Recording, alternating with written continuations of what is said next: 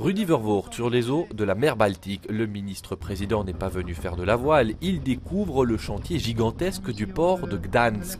24 hectares, 11 000 km de câbles électriques, des bateaux qui portent 18 000 containers et peuvent descendre jusqu'à 16 mètres sous l'eau.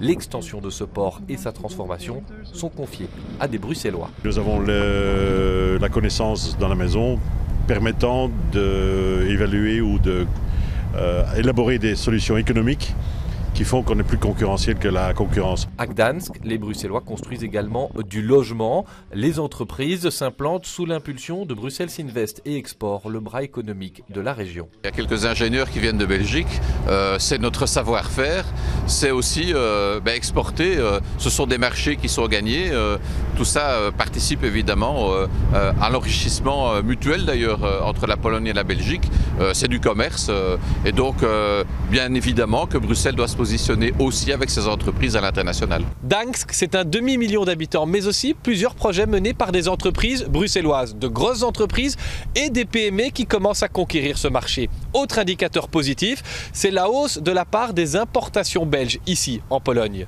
Dans un an existera ici le plus grand musée d'Europe consacré à la Seconde Guerre mondiale. L'exposition, les pièces, le contenu, tout a été pensé chez nous. Il y a pratiquement 18 sections, il y a 6500 mètres carrés rien que pour la scénographie de ce parcours, moins 14 mètres sous plafond. C'est vraiment ce qui nous a permis aussi de faire des interventions scénographiques gigantesques, ce qui est rarement le cas dans les musées.